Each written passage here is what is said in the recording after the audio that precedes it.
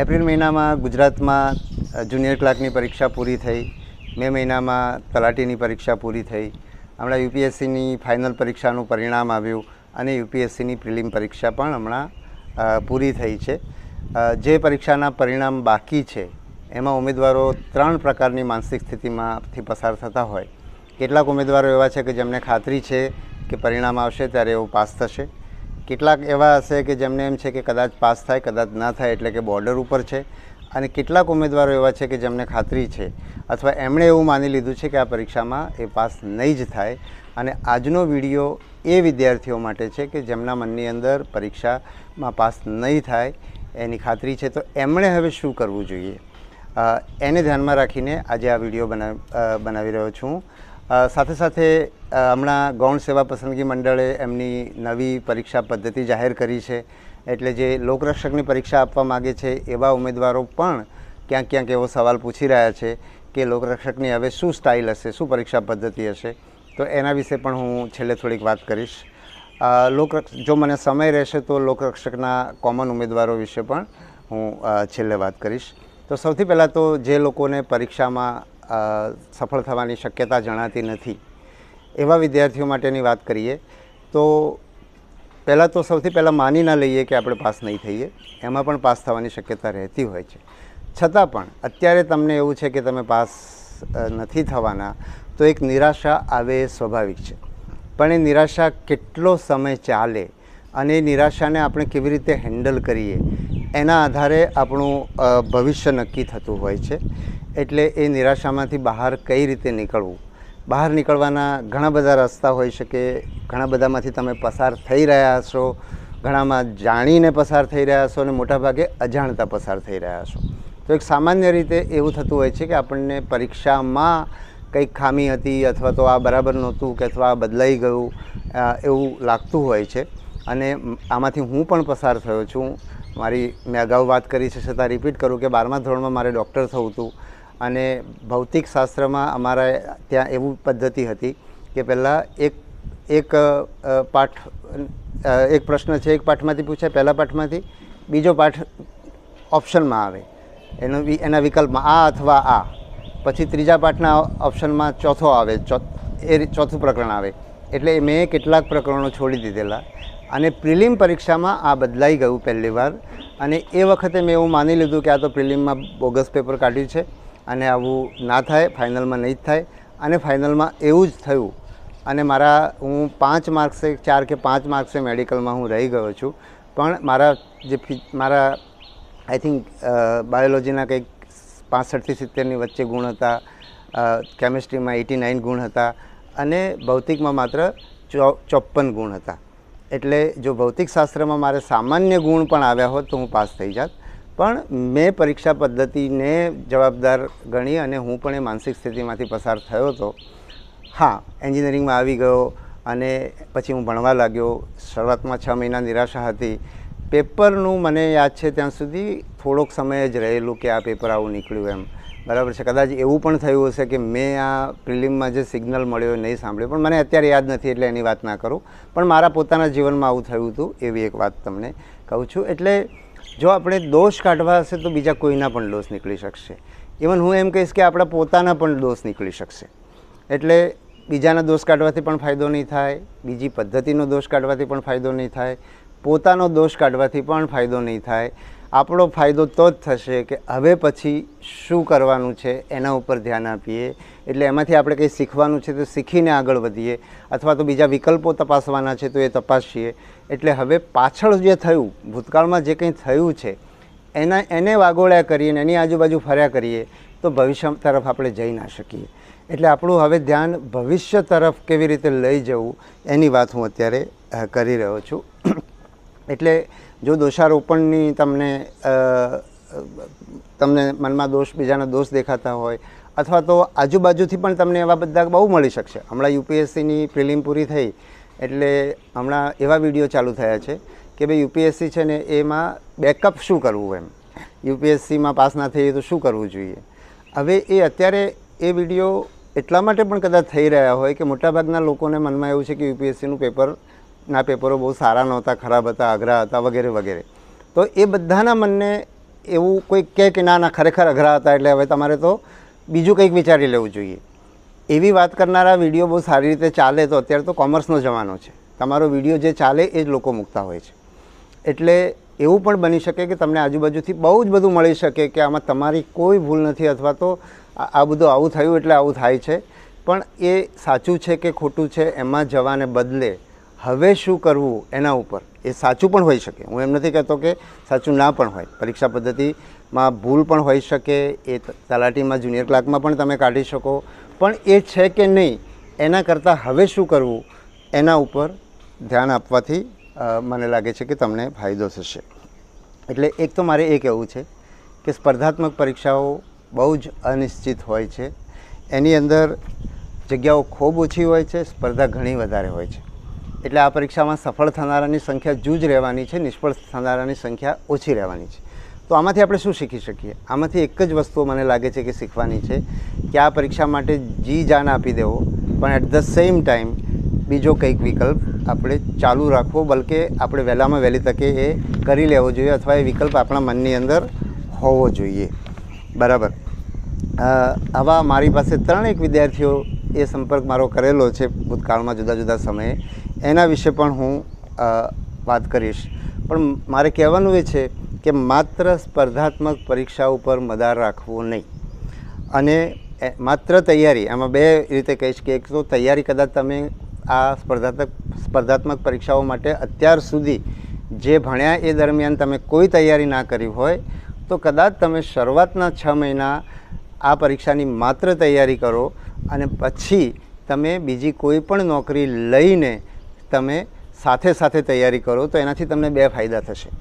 કોઈ પણ પરીક્ષા માટે વર્ષ, 1 વર્ષ, 2 વર્ષ, 3 વર્ષ, 4 વર્ષ, અને આમાં તો બહુ જ વર્ષો લાગી જતા હોય છે ઘણીવાર, અને બહુ વર્ષો પછી થાય કે નહીં થાય એની ખાતરી પણ નહીં. તો સતત આ જ એક પરીક્ષાની તૈયારી જ કરતા રહેવું, એમાં એ શક્ય નથી, અથવા તો એમાં તમારી અસરકારકતા બહુ ઓછી થઈ જશે. કારણ કે રાત દિવસ વાંચ્યા જ કરવું, આ પુસ્તકોને લગતું જ વાંચ્યા કરવું, સ્પર્ધાત્મક પરીક્ષાને લગતું વાંચ્યા કરવું, એટલે એમાં તમારી અસરકારકતા વાંચવાની બહુ ઓછી થઈ જાય.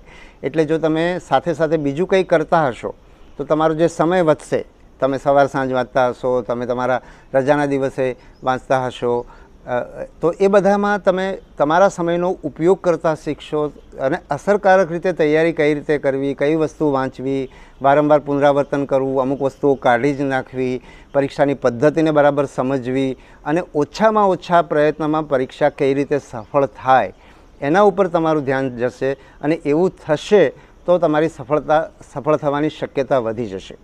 એટલે મારું સૂચન આ છે, અને હું અત્યારે પરીક્ષા આપતો નથી એટલે મારું સૂચન, આમ પણ હું દર વખતે કહું છું કે મારા સૂચનને સૂચન તરીકે જ લેવું, નિર્ણય તમારે કરવો, પણ મને એવું લાગે છે કે સતત તૈયારી કરવાના બદલે સાથે સાથે જો તમે કંઈ કરશો તો સારું રહેશે.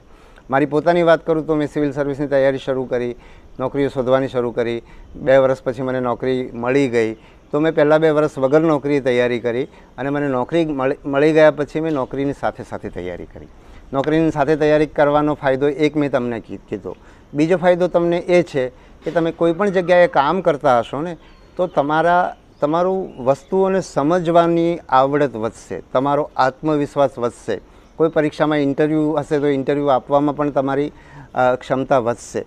પરીક્ષામાં માહિતી આધારિત પરીક્ષાઓ ન હોય અને જેમાં તમારા મગજને એપ્લાય કરવાનું થાય અને સમજના આધારે તમારે ગેસવર્ક કરવાનું થાય, તો એમાં તમે જે જીવનનો બીજો જે અનુભવ લીધો હશે એનો ઘણો ફાયદો થશે. તો આ બીજા નંબરનો ફાયદો થયો નોકરી કરતાં તૈયારી કરવાનો. અને ત્રીજો ફાયદો એ થશે કે મેં કહ્યું આ પરીક્ષામાં સફળ થવાની ગેરંટી નથી. તો જો તમે નિષ્ફળ જશો તો દરમિયાનમાં તમે જે નોકરી કરતાં તૈયારી કરી છે એટલે તમે નિષ્ફળ જશો તો તમારે તમારી કારકિર્દી બનાવવા માટે 0થી શરૂઆત નહીં કરવી પડે, એકથી શરૂઆત નહીં કરવી પડે. તમે ક્યાંક ને ક્યાંક નોકરી કરી છે એનો અનુભવ તમને આગળ વધવામાં કામ લાગશે, એ અનુભવ તમને કોઈ વ્યવસાય કરવો હશે તો પણ કામ લાગશે, એ અનુભવના આધારે તમે બીજી કોઈ નોકરી પણ પ્રાઇવેટ ક્ષેત્રની અંદર પણ મેળવી શકશો. બીજી મારે વાત કરવી છે કે મોટાભાગના વિદ્યાર્થીઓ કોચિંગ ઉપર આધાર રાખે છે. એટલે એમાં મારે એ કહેવું છે કે કોચિંગ તમને કંઈક અંશે ઉપયોગી થઈ શકે, પણ કોચિંગના આધારે પરીક્ષા પાસ થઈ શકે નહીં એવું મારું બહુ સ્પષ્ટપણે માનવું છે. હું ખોટો પણ હોઈ શકું, એટલે હું એવો દાવો નથી કરતો કે હું વાત કરું છું સાચું કરું છું, પણ હું જે સમજું છું એ હું તમને કહીશ કે કોચિંગ છે એ તમને એક લાકડી કે એક ટેકો આપી શકે. તમારે તમારા પગ ઉપર ઊભા રહીને વિષયોને સમજવા પડશે અને પરીક્ષાને પણ સમજવી પડશે ને એ રીતે તમારે પરીક્ષાની તૈયારી કરવી પડશે. એક એવો વિદ્યાર્થી હોય કે જેને કંઈ આવડ્યું નથી, અત્યાર સુધી શાળામાં જે કંઈ ભણ્યા છે એ માં પણ બરાબર સરખી રીતે ભણ્યા નથી, અથવા આપણે જે ભણાવીએ છીએ શાળાઓમાં કોલેજોમાં એ સ્પર્ધાત્મક પરીક્ષાઓ માટે બહુ ઉપયોગી છે એવું પણ નથી. એ વાત સાચી જ છે કે એટલે સ્પર્ધાત્મક પરીક્ષા માટે એક જુદી જ તૈયારી આપણી જે સામાન્ય શિક્ષણ વ્યવસ્થાથી અલગ એવી તૈયારીની જરૂર પડે છે. એટલે એ તૈયારી કાં તો તમે જાતે શરૂ કરી શકો, અથવા એ તૈયારી કેવી રીતે શરૂ કરવી એના માટે શરૂઆતના સમયમાં તમે કોચિંગમાં જોઈન કરી શકો. પણ એ કોચિંગના આધારે તમે પાસ નહીં કરી શકો. કોઈ પણ કોચિંગ હોય, મને લાગે છે કે મેડિકલ અને એન્જિનિયરિંગમાં જે એડમિશન છે એના કોચિંગ કદાચ એમાં કોચિંગ બહુ અસરકારક હોય છે એવું મને લાગે છે, પણ બાકીની સ્પર્ધાત્મક પરીક્ષાઓની અંદર મને નથી લાગતું કે કોચિંગના આધારે તમે પાસ થઈ શકશો. તમારે તમારી રીતે વસ્તુઓને સમજવી પડશે અને ખાસ કરીને પાઠ્યપુસ્તકો વાંચવા પડશે. એનસીઈઆરટીના પાઠ્યપુસ્તકો વાંચવા પડશે અને એનસીઈઆરટીના પુસ્તકો હિન્દીની અંદર પણ મળે છે, એટલે ગુજરાતી વિદ્યાર્થીઓ એનસીઈઆરટીના પુસ્તકો વાંચી શકે. સદનસીબે અમુક વિષયોની અંદર ગુજરાતમાં પણ એનસીઈઆરટીના પુસ્તકો દાખલ કર્યા છે, અને કમનસીબે જે ખરેખર હ્યુમેનિટીઝ કહીએ કે માનવ વિદ્યાઓ છે, એટલે કે આર્ટ્સના વિષયો છે એના, એટલે સમાજશાસ્ત્ર છે, પોલિટિકલ સાયન્સ છે, એમાં બધામાં એનસીઈઆરટીના પુસ્તકો ગુજરાતની શાળાઓની અંદર કમનસીબે હજુ સુધી નથી આવ્યા, એટલે તમારે હિન્દી પુસ્તકો વાંચવા પડે. એ સિવાય અન્ય રાજ્યોની અંદર જે સ્પર્ધાત્મક પરીક્ષા હિન્દી મીડિયમમાં આપી રહ્યા છે એ વિદ્યાર્થીઓના પુસ્તકો પણ તમે આપણી પરીક્ષાઓ માટે વાંચશો તો તમને હિન્દીની અંદર પણ આ પુસ્તકો ઉપલબ્ધ થઈ જશે. કોચિંગનો એક લાભ એવો થતો હોય છે કે એક વાતાવરણ ત્યાં પૂરું મળતું હોય છે. તમે ઘરે બેસીને તૈયારી નહીં કરી શકો. તમે શાળામાં ના ગયા હો તો કદાચ તમે ભણી ના શક્યા હોત, શાળા કોલેજમાં ના ગયા હોત તો તમે ભણી ના શક્યા હોત, અપવાદો હોઈ શકે, પણ મોટાભાગે કોચિંગની અંદર એક વાતાવરણ મળતું હોય છે, એટલે એ લાભ ખરો. પણ એ લાભ તમારે કેટલા સમય સુધી લેવો, અથવા તો એનો વિકલ્પ તમે મિત્રો ગ્રુપ બનાવીને કરી શકો. મોટાભાગે વિદ્યાર્થીઓ નિષ્ફળ જાય છે ગ્રુપ બનાવવામાં. બધાને પોતાની પદ્ધતિથી વાંચવું હોય છે અને પોતાની પદ્ધતિથી વિષયો પસંદ કરતા હોય છે અને વાંચતા હોય છે. એની જગ્યાએ જો તમે એકબીજાને થોડા ઘણા એડજસ્ટ થાવ, જે રીતે તમે કોચિંગ સાથે એડજસ્ટ થાવ છો એ જ રીતે જો તમે ગ્રુપ બનાવીને વાંચશો તો તમે તમારું કોચિંગ સર્કલ ઊભું કરી શકો અને એ તૈયારી કરશો તો તમને એમાંથી ઘણો ફાયદો થશે. તો મને એક આ જે બેઝિક તૈયારીની વાત, અને જે પણ લોકો નિરાશ થયા છે એ સૌથી પહેલાં તો કોઈકને કોઈક કારકિર્દીનો બીજો વિકલ્પ પસંદ કરી દે. તમને કદાચ હવે લોકરક્ષકની પરીક્ષા આપવાની થાય એનું જો એની જાહેરાત આવે તો, ગૌણ સેવાએ તો ઓલરેડી જાહેરાત આપી જ છે, તો એ બધાની તૈયારી તમે નોકરી કરતાં કરતાં કરી શકશો. દોડવાની તૈયારી પણ તમે નોકરી કરતાં કરતાં કરી શકશો, અને મેં કહ્યું એમ તમે અસરકારક રીતે કરી શકશો. અને તમારે ઓછા સમયની અંદર વધારે સારી તૈયારી કરવી હશે તો તમારે તમારી જાતને બહુ ઘડવી પડશે. એટલા માટે પણ મને લાગે છે કે તમારે બીજો વિકલ્પ શોધી લેવો જોઈએ. સાથે સાથે મારે એ પણ કહેવું છે કે આપણે ત્યાં સ્પર્ધાત્મક પરીક્ષાઓની અંદર મોટા ભાગે ગરીબ અને મધ્યમ વર્ગના બાળકો આવે છે, અને એ વર્ગના લોકો બીજો વિકલ્પ જોતા નથી એવું મને લાગે છે. એટલે કે માત્ર સરકારી નોકરી જ શું કામ વિકલ્પ હોઈ શકે. અને એ હું ખાસ કરીને એમાં એવા વિદ્યાર્થીઓ માટે કહીશ કે એન્જિનિયરિંગના વિદ્યાર્થીઓ પોલીસ કોન્સ્ટેબલમાં આવતા હોય એવું પણ મેં સાંભળ્યું છે. મારે ત્યાં અહીંયા ડીજી ઓફિસમાં એક આઉટસોર્સિંગ એજન્સી અમને મેન પાવર પૂરો પાડે છે, તો અમારે ત્યાં એક 7,000ની નોકરીમાં એક એન્જિનિયર જોવા મળે છે.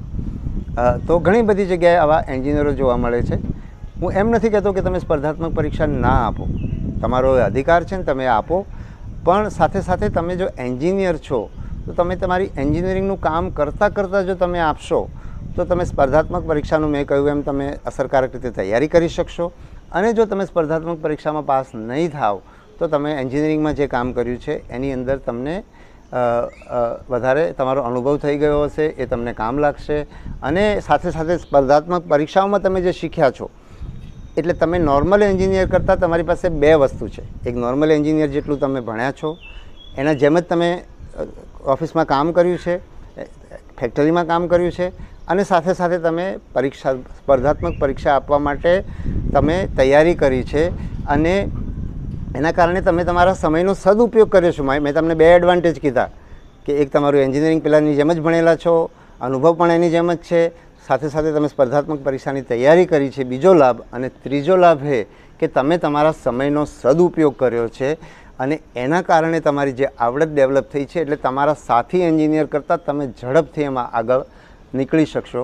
એટલા માટે, અને આ માત્ર એન્જિનિયરિંગની વાત નથી, જે પણ પ્રોફેશનલ સબ્જેક્ટ્સ છે, સાયન્સના વિષયો હોઈ શકે, ઇવન તમે CA કરતા હોય અને તમે આ આપતા હો, કે ઇવન આર્ટ્સમાં તમે એકેડેમિક્સના ક્ષેત્રમાં જવા માગતા હો, પેરેલલી તમે બીજો વિકલ્પ રાખ્યો હોય, તો એ બધા લોકો પોતાનો બીજા વિકલ્પની સાથે સાથે જો સ્પર્ધાત્મક પરીક્ષાઓનો વિકલ્પ રાખશે તો વધારે સારું રહેશે. એટલે માત્ર, અને હું જોઉં છું કે ઇવન IAS IPS અધિકારીના બાળકો, સંતાનો મોટાભાગે હવે સિવિલ સર્વિસ પરીક્ષાઓ આપતા નથી. એટલે એનો અર્થ એમ થયો કે સિવિલ સર્વિસ કરતાં, એટલે આવા ભણેલા ગણેલા લોકો જેમના માતા પિતાએ સિવિલ સર્વન્ટ તરીકે કામ કરી રહ્યા છે અથવા કર્યું છે, જે આ સ્પર્ધાત્મક પરીક્ષામાં પોતાના સંતાનોને મદદ કરી શકે, એ સંતાનો પણ બીજો વિકલ્પ પસંદ કરે છે. એનો અર્થ એમ થયો કે બીજો વિકલ્પ સારો વિકલ્પ હશે તો જ એ લોકો આ કરતા હશે. બાકી એ લોકો સિવિલ સર્વિસ પરીક્ષામાં પાસ થવા માટેની શક્યતા એમની વધારે છે, છતાં પણ એ બીજો વિકલ્પ પસંદ કરે છે. એટલે આપણે એમની પાસેથી એ શીખવાનું છે કે આપણે પણ બીજા વિકલ્પોને પણ એટલું જ મહત્ત્વ આપવાનું છે. અને છતાં પણ સ્પર્ધાત્મક પરીક્ષા આપવાનો તમને અધિકાર છે અને તમારે આપવી પણ જોઈએ. એનું બીજું કારણ પણ હું કહીશ કે કામ કરવાનો, સમાજમાં ફેરફાર લાવવાનો, લોકોની સેવા કરવાનો જે વિકલ્પ સિવિલ સર્વિસમાં, એટલે કે ક્લાર્કથી માંડીને IAS અધિકારી સુધીમાં જે છે, એવો એટલો મોટો સ્કોપ, એટલો મોટો ફલક બીજા ક્ષેત્રમાં, બીજા કોઈ પણ પ્રાઇવેટ ક્ષેત્રમાં નથી. અથવા તો છે તો અપવાદરૂપ છે, અથવા તો હું એમ કહીશ કે બીજા બધામાં પણ હોઈ શકે. એક ડૉક્ટર પણ સેવા કરી શકે, એક શિક્ષક પણ સેવા કરી શકે, એક IT એન્જિનિયર પણ સોફ્ટવેર બનાવીને લોકોના જીવન બદલી શકે. એટલે આપણે એવું ના કહીએ કે બીજા વ્યવસાયોમાં નથી, પણ સરકારમાં એ છે, એની ખાતરી છે અને મોટા ફલક ઉપર છે, એમાં કોઈ શંકાને સ્થાન નથી. એટલે તમે એ ભાવ સાથે જો તમે સિવિલ સર્વિસના કોઈ પણ ક્ષેત્રની અંદર, સરકારી નોકરીના કોઈ પણ ક્ષેત્રમાં આવશો તો એ તમારા તરફથી તમારા માટે એક જીવન ભર્યું રહેશે. તમે બહુ મોટું યોગદાન કરશો, તમે દેશ બદલી શકશો અને સાથે સાથે તમને બહુ સંતોષ થશે અને સમાજમાં તમારું સ્થાન પણ, તમે બીજાના માટે ઉદાહરણરૂપ બનશો. એટલે હું એવું કહીશ કે ચોક્કસ તમે સિવિલ સર્વિસ માટે પ્રયત્ન કરો, પણ સાથે સાથે બીજા વિકલ્પો પણ તમે ચાલુ રાખો. હવે હું 2-3 લોકો જે મારો સંપર્ક કર્યો હતો એમને મેં જે માર્ગદર્શન આપ્યું હતું એ હું તમને કહું છું, જેથી કરીને તમને પણ કદાચ એમાંથી માર્ગદર્શન મળે. તો એક એવા ભાઈ હતા કે જેમણે મને એક મેસેજ કરેલો, જે PSIની પરીક્ષા માટે બહુ તૈયારી કરી અને એમાં સફળ ના થયા અને કોઈક વ્યવસાયની અંદર પોતાના વ્યવસાયમાં લાગી ગયા અને એમણે કીધું હું બરાબર સારું કમાઉં છું, હવે મને કારકિર્દીની ચિંતા નથી કે હું મારું જીવન બરાબર નહીં ચલાવી શકું, એવી હવે ચિંતા નથી. પણ મેં PSIની પરીક્ષા આપવાની મને બહુ ઈચ્છા હતી, મારે PSI થવું હતું. મેં ઘણા બધા લોકોને PSI થવાનું કીધું છે અને હું અત્યારે નથી થયો, તો હવે નેક્સ્ટ PSIની પરીક્ષા મારે આપવી જોઈએ કે કેમ? તો મેં એમને જે જવાબ આપ્યો હતો એ આપ્યો હતો કે જો તમે વ્યવસાયની અંદર સરસ રીતે સેટ થઈ ગયા હો અને તો તમે લોકોને કેવી રીતે મોઢું બતાવશો. મોટા ઉપાડે કહ્યું હતું કે મારે PSI થવાનું છે અને તમે નથી થઈ શક્યા, તો એવું તો લોકો શું કહેશે, એ વિચારે તમે તમારો કોઈ નિર્ણય નહીં કરતા.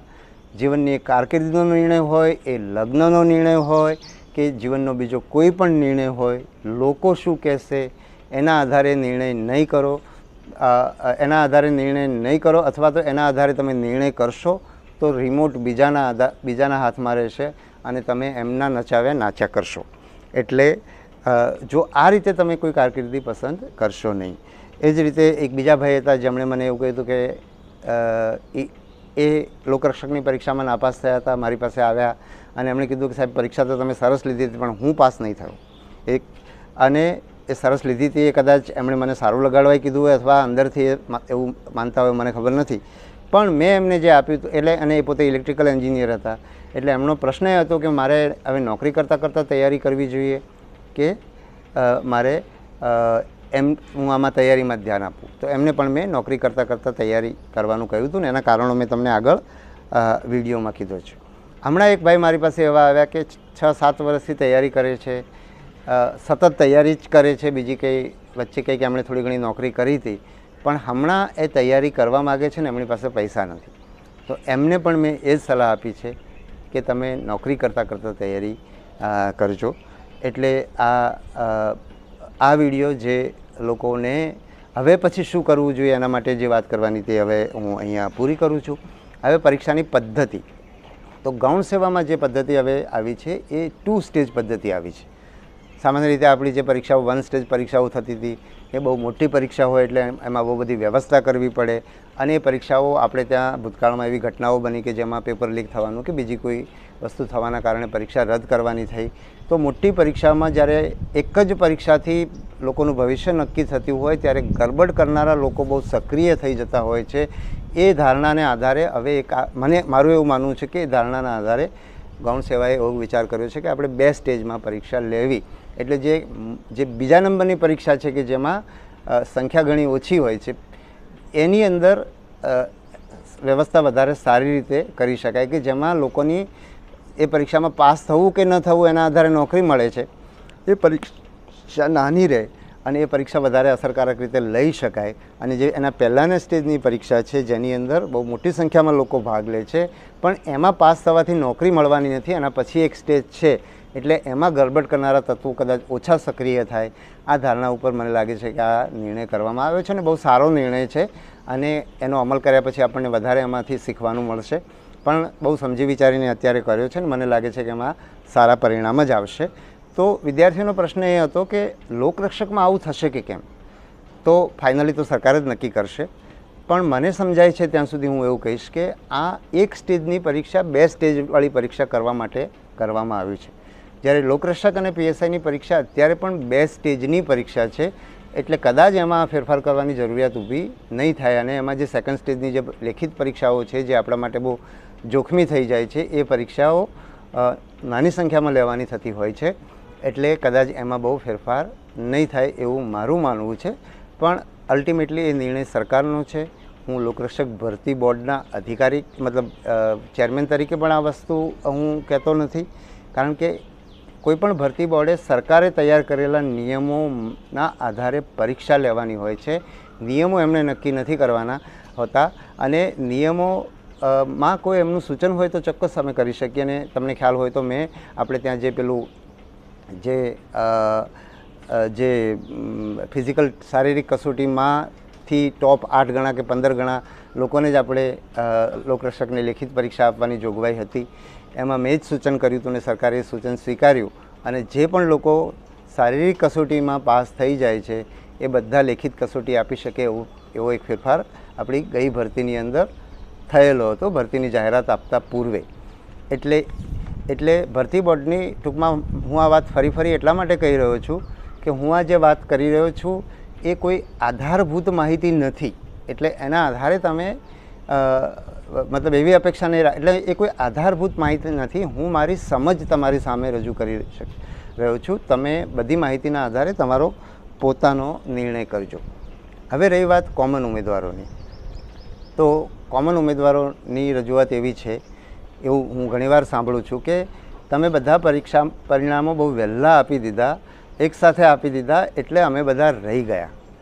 તો મારે એમ કહેવું છે કે એ વાત સાચી નથી. આ પરીક્ષામાં કોઈ વેઇટિંગની જોગવાઈ હતી નહીં, એટલે પીએસઆઈમાં કોઈ જગ્યા ખાલી પડે છે તો એ ખાલી રાખવાની જ જોગવાઈ હતી, એમાં કોઈને બીજાને લેવાની જોગવાઈ નહોતી. અને જે કોમન ઉમેદવારો માગણી કરી રહ્યા છે કે અમને વેઇટિંગ ઓપરેટ કરો અને અમને આમાં જગ્યા આપો, તો એમનો આ પરીક્ષામાં એ પાસ નથી થયા, એટલે એમનો આ પરીક્ષામાં કોઈ અધિકાર નથી બનતો. આપણે એમના માટે હમદર્દી સરકારે રાખીને હમદર્દી રાખી શકાય, બરાબર છે. અને આપણે એટલે જ એ હમદર્દીના ભાગરૂપે જ આપણે આનું પરિણામ જાહેર કર્યું. એ પહેલાં કોમન ઉમેદવારો માટેનું એક વિડ્રો કરવા માટેની જે એક આપણે તક આપેલી, અને વિડ્રો કરવાના કારણે મને લાગે છે કે 350-450 જેટલા લોકોને આપણે આમાં સમાવી શક્યા. અને કોઈ એવું કહેતું કે હવે બહુ મોટી સંખ્યા બાકી છે, તો એની સાથે પણ હું સંમત નથી. મારી દ્રષ્ટિએ 350-400 લોકો, વધીને 400 લોકો, 400થી બહાર આંકડો ના જવું જોઈએ એવું મારું માનવું છે. પણ હું કોઈ ડેટા એનાલિસિસ કરીને એના આધારે આ વાત કરતો નથી. પણ આટલા લોકોથી વધારે કોમન ઉમેદવારો નથી. અને પરીક્ષાની જે જાહેરાત પડી એમાં માત્ર જે લોકો પાસ થાય અથવા જેટલી જગ્યાઓ છે એટલા જ ઉમેદવારો લેવાની જોગવાઈ હતી, અને એક જ વાર લેવાની જોગવાઈ હતી. એનો કોઈ વેઇટિંગ ઓપરેટ કરવાની જોગવાઈ નહોતી. એટલે એમનો આ અધિકાર બનતો નથી. એમને સરકારી જે અગાઉ મેં કીધું એમ આપણે જે એક તક આપી અને વિડ્રો કરવા દીધું, એના કારણે 350-400 લોકોને નોકરી મળી, તો એ એક બોનસ છે વિદ્યાર્થીઓ માટે. અને એના કારણે સરકારને એક ફાયદો થતો હોય છે કે એમને તરત આ જગ્યાઓ ભરાઈ જાય. પણ એ અધિકાર બનતો નથી, એ હું સ્પષ્ટ કરું. એટલે તમને મળશે એની મને ખાતરી નથી. અને જે રીતે તમે લોકો માગણી કરી રહ્યા છો એ રીતે મારી હમદર્દી હવે તમારી સાથે હોવાની જગ્યાએ ભવિષ્યની ભરતીમાં આવનાર ઉમેદવારો તરફ છે. મારે સાચી વાત તમને કહેવી જોઈએ કે જે રીતે તમે એને અધિકાર તરીકે જતાવી રહ્યા છો અને તમને અન્યાય થઈ રહ્યો છે એ રીતે જતાવી રહ્યા છો, તો હું એમ કહીશ કે તમને તમારા માટે પૂરેપૂરી હમદર્દી છે. તમારી જગ્યાએ હું પણ જો બોર્ડર ઉપર હોઉં તો મને પણ એમ થાય કે નોકરી મળે. પણ તમે જે રીતે કરી રહ્યા છો એ પ્રમાણે મારી સહાનુભૂતિ તમારા માટે ઓછી થતી જાય છે. અને મને એવું થાય છે કે અત્યારે તમને 300 જણને કે 400 જણને નોકરી આપીએ, એના કારણે છે આવતા વર્ષમાં કે ગમે ત્યારે લોકરક્ષકની જે જાહેરાત આવવાની છે, એ જે ઉમેદવારો છે એ ઉમેદવારોની તક એટલી ઓછી થાય છે. એટલે આપણે એ રીતે સમજવું પડશે કે તમને જે, અને કોઈ પણ પરીક્ષાની અંદર અથવા કોઈ પણ ભરતીની અંદર ભરતી જાહેર થયા પછી નિયમોમાં ફેરફાર કરવો જોઈએ નહીં. અને ઘણા બધા સુપ્રીમ કોર્ટના એવા જજમેન્ટ પણ છે કે પાછળથી ફેરફાર કરો છો ત્યારે તમે કોઈકને ફેવર કરી રહ્યા છો. એટલે વેઇટિંગ હોવું જોઈએ એવું હું પણ માનું છું. પણ એ વેઇટિંગ પરીક્ષા મતલબ કોઈપણ ભરતી જાહેર કર્યા પહેલાં વેઇટિંગની સ્પષ્ટ વાત હોવી જોઈએ અને એને વળગી રહેવું જોઈએ. કોઈપણ ભરતી પ્રક્રિયામાં પાછળથી જ્યારે ફેરફાર કરવામાં આવે છે ત્યારે કોઈકને ફાયદો થાય છે, કોઈકને ગેરફાયદો થાય છે. અને એના કારણે એક એવી વાતાવરણ ફેલાય છે કે આપણે ગમે તે કહીશું, પ્રેશર કરશું એટલે બધું બદલાઈ જશે. એટલે હું એના પક્ષમાં નથી. સરકારને પણ મેં એ જ અભિપ્રાય મારો આપ્યો છે કે હવે પછી આ ફેરફાર કરવો જોઈએ નહીં, અને વેઇટિંગ રાખવું હોય તો ભવિષ્યમાં પહેલેથી વેઇટિંગની જાહેરાત કરવી જોઈએ. તો આ છેલ્લી વાત થઈ. આજના ત્રણેય મુદ્દાઓમાં મેં પહેલા મુદ્દો મારા માટે સૌથી મહત્ત્વનો હતો, એની મેં વિગતે વાત કરી છે. બીજો મુદ્દો જે સ્ટાઇલનો હતો એમાં મને મારી જે સમજ છે એ પ્રમાણે વાત કરી છે. અને ત્રીજો મુદ્દો મેં એટલા માટે પણ હું કહી રહ્યો છું કે વારંવાર વિદ્યાર્થીઓ તરફથી આ રજૂઆત આવે છે, તો હું એમાં પણ મેં મારો જે અભિપ્રાય હતો મારો એ મેં સ્પષ્ટ કર્યો છે. તમને બધાને ખૂબ ખૂબ શુભેચ્છાઓ. જે લોકો આ પરીક્ષામાં સફળ નથી થવાને એની ખાતરી છે, નિરાશ થયા છે, એ લોકોને પણ કહીશ કે ખૂબ ઝડપથી આગળ વધો. અને અગાઉ પણ મેં ઘણા દાખલા સાથે કીધું હતું કે કોઈ પણ નિષ્ફળતા કાયમી નથી હોતી, કોઈ પણ સફળતા પણ કાયમી નથી હોતી. એક આઈએએસ અધિકારી તરીકે પસંદ થયેલા લોકો પણ સફળ તો ત્યારે જ થાય છે કે જીવનમાં આઈએએસ અધિકારી તરીકે સરસ કામ કરે. એ જ રીતે કોઈ પણ નિષ્ફળ થયેલો વ્યક્તિ કાયમ માટે નિષ્ફળ હોતો નથી. નિષ્ફળ થયેલા લોકો, એક વખતે નિષ્ફળ થયેલા લોકો જીવનમાં ખૂબ આગળ વધ્યાના દાખલાઓ આપણી સામે છે. બલકે જો એમને એક નાનકડી નોકરીની જગ્યાએ એ નોકરી ન મળવાના કારણે એ બીજા કોઈ ક્ષેત્રોની અંદર એટલા બધા આગળ વધ્યા છે જે નોકરીમાં લાગવાથી કદાચ એ લોકો ના વધી શક્યા હોય, તેવા અસંખ્ય દાખલાઓ આપણી વચ્ચે છે. એટલે જરા પણ નિરાશ થયા વિના જો તમે જીવનનો નવો પથ કંડારવા માટેનો પ્રયત્ન કરશો, તમારું ધ્યાન ભૂતકાળ તરફ નહીં હોય અને ભવિષ્ય તરફ હશે, તો તમે ચોક્કસ સફળ થશો. મારી ખૂબ ખૂબ શુભેચ્છાઓ. ધન્યવાદ.